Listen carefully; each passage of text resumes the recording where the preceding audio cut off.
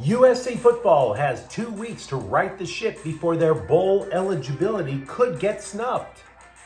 The Rams pulled within a half a game of first place in the NFC West without Puka Nacua, and scribes are so desperate for Lakers trade rumors, they're trying to create a market for Jalen Hood-Schifino. Good morning. I'm James.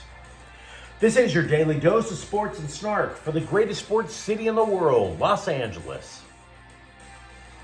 This is the faithful Angelenos Morning Report. It is November 4th, 2024, back in the sanctum sanctorum of LA sports, and life feels oh so good. So, do you like being in the know about LA sports? Well, if you do, clickety-clack the like button. Clickety-clack the subscribe button. There's a notification bell. Hit that. It'll let you know when we drop new content. Sharing is caring. Let people know we exist. And by all means, comment. Now, before we go through the news and notes, I'll look at the scoreboard.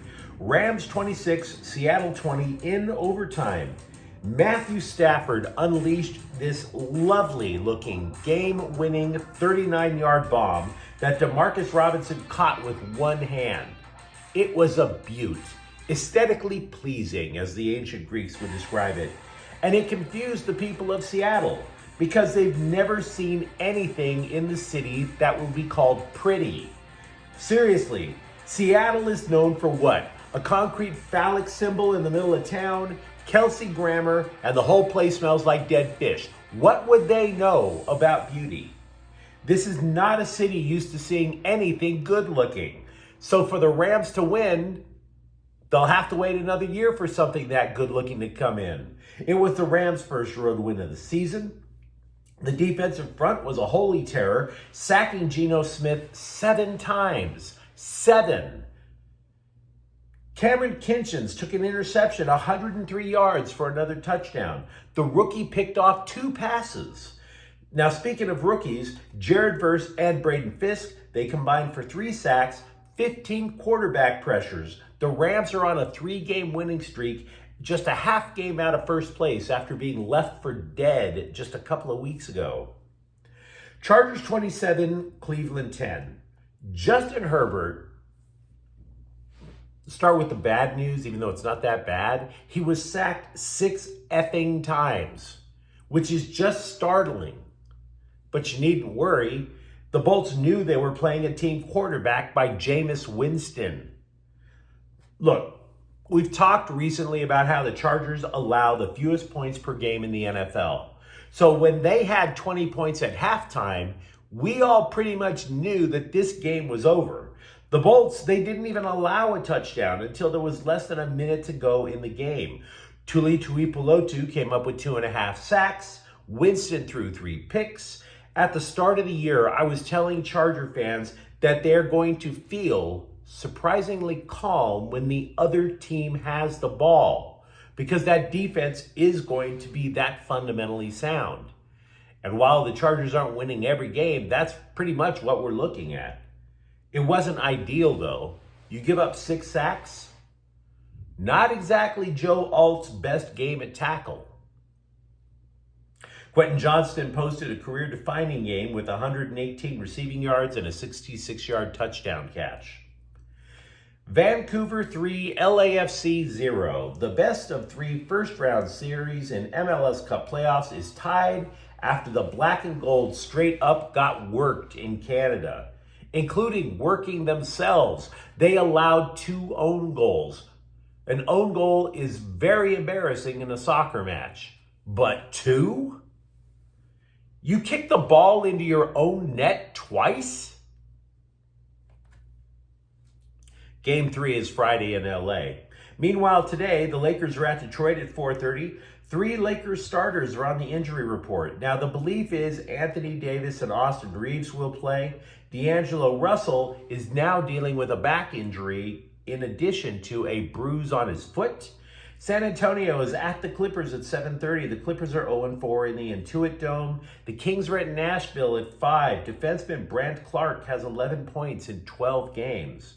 Ryder, never heard of that school, is at 22nd ranked UCLA at 7:30 tonight. It is the opening for college basketball. What can I tell you about Ryder? Ride or die? Hey-o!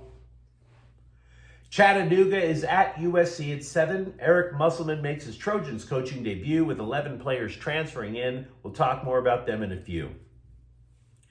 But we got to talk USC football first, because how the hell else?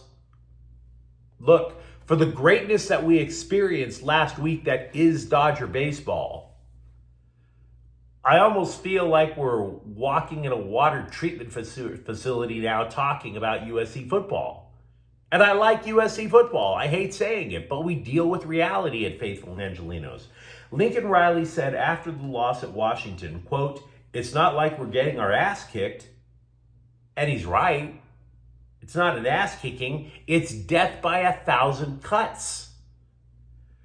You know the last two USC coaches to have 5 losses in a season? Clay Helton and Paul Hackett. How does that taste? And if you're athletic director Jen Cohen, and you're wondering why so many boosters are complaining about the knots in their colon while watching this football team, consider that this could become a brand new low for a program that's experienced a lot of lows since Pete Carroll left. There was the immaturity of Lane Kiffin. There was the drunkenness of Steve Sarkisian, the missed opportunity with Ed Orgeron, and the era of unsurpassed stupidity that was Helton. USC, during that era, has only failed to qualify for a bowl game twice since Carroll left to take over Seattle. Now, of course, that doesn't count the years that they were banned from going to a bowl, thanks to the Carroll era, but who's counting that, really? USC is not only under 500 on the year, the Trojans are looking up at UCLA in the Big Ten standings. Did anybody actually expect that? Really? Really? Only Maryland, Rutgers, and Purdue are worse in the Big Ten. But you can't say Maryland is that much worse. The Terrapins beat USC. To qualify for a bowl, USC has to win 2 of its next 3 games. I don't think they're good enough to beat 8th-ranked Notre Dame. I'd love it, but I don't see it. So that leaves Nebraska, and wait for it, UCLA. How does that feel? Not good.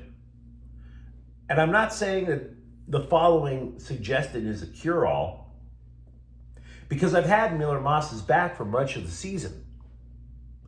But 3 picks in Washington, 9 interceptions in 7 games. Maybe you might have to consider a change in the next 2 weeks. Riley didn't give a flat-out rejection of switching to Jaden Mayava. What he said was, "I wouldn't say that right now, no." Not like, hell no, that's a stupid idea. Not, we believe in Miller Moss. There's going to be 2 weeks before the next Trojans game. It's a bye week. You don't think there's going to be a drum beat that says, get Moss the hell off the field? We were talking about this before the season started because we knew USC was having a tough schedule. That if they were starting off with a really lousy part of their season, people were going to be screaming, why didn't you replace Caleb Williams with somebody better than Miller Moss?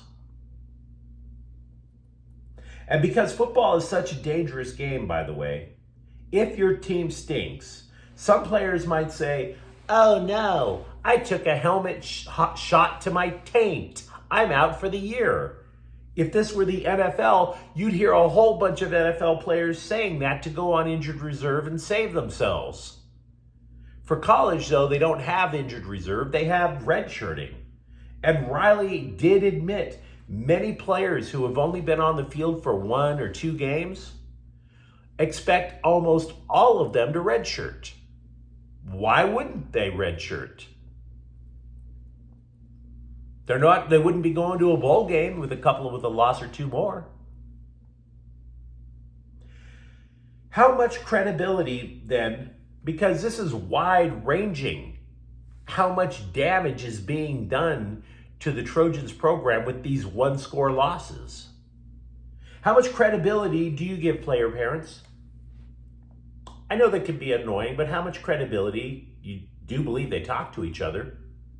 Freshman defensive end Cameron Fountain's mom is claiming via Twitter that, quote, I know of 3 decommits that were super excited to get, but now these other schools have drilled in they head, why F would you go to USC when you barely have a dependable quarterback and a coach who's making bad play calls, unquote. She also tweeted and then deleted, quote, I had one of the commits and his mom call me, and man, I could not persuade them to stay because of the offensive line and the kid being on the offensive line. They think coach will get fired, so they don't even want to take a chance.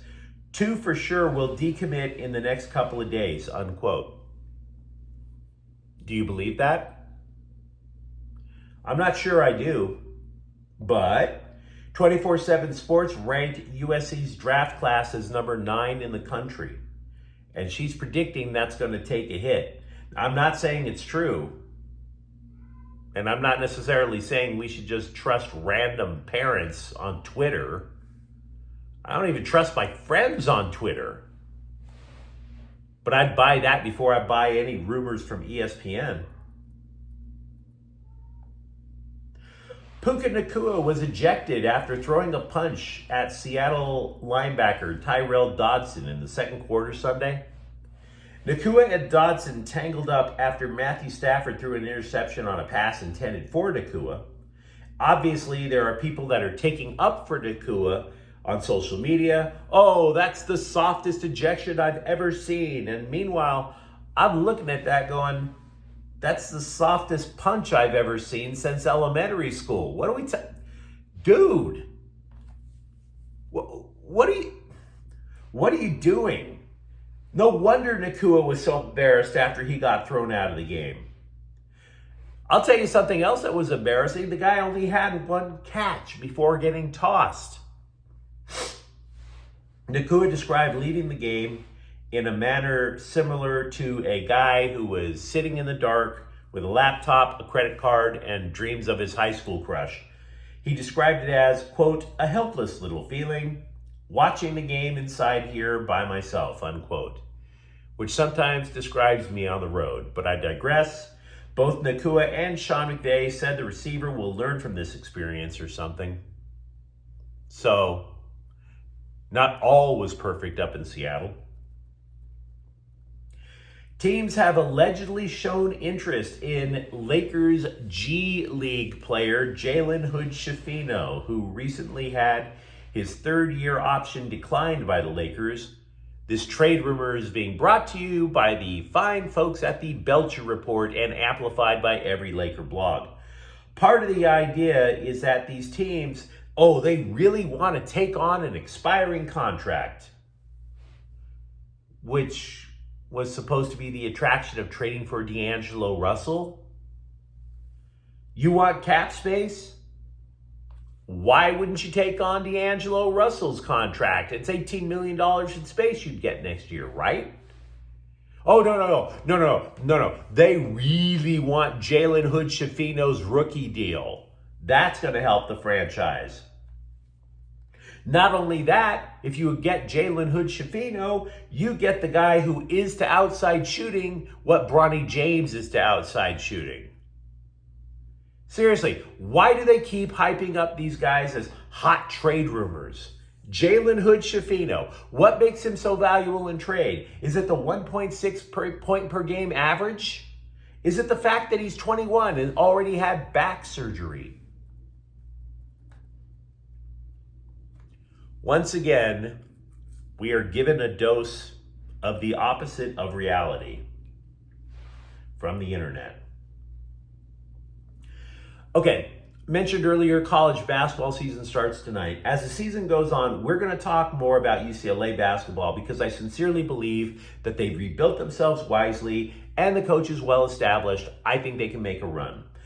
The LA Times published an article saying, quote, USC and UCLA basketball have a chance to stun and disappoint this year.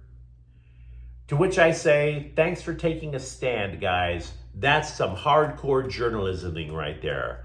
Hot, sticky, moist journalism right there for you.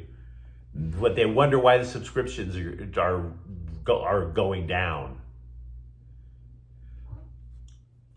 I believe UCLA is going to be just fine, but USC basketball has me interested because you look at them and you're like, eh? Huh? Now, this isn't to say that Eric Musselman is a downgrade from Andy Enfeld, who abandoned the Trojans for SMU. This is to say that Musselman scrambled to create a roster after all the players left USC. Only one person stayed from the Enfeld regime. It's a compelling story because there's talent there and there's scoring there. But you know what the problem is when you create a program full of mercenaries on the roster? There's not defined roles. They don't even have a center. They don't even have a playmaking guard outside of Desmond Claude. You could be 6'8" on the Trojans and nobody would be able to pick you out of a police lineup because you could play either the post or guard. That is the way that this roster was built. For that matter, they don't know each other that well either because this whole team was assembled on the fly. It's not like they've come up through a program. The program was just dropped in their laps 4 months ago. So yeah, I'm actually pretty interested in USC basketball. But you let me know what you think in the comments thread. How discouraged and how much damage has been done to USC football so far this year? How excited are you about the Rams pushing each nail out of the coffin and crawling out of the grave? And if you enjoyed the content, don't forget to subscribe to Faithful Angelenos. We talk LA sports here every single day. Thank you for watching. I'm James. We'll be back tomorrow. Faithful Angelenos is a Kian Cortel Queso production. Take care.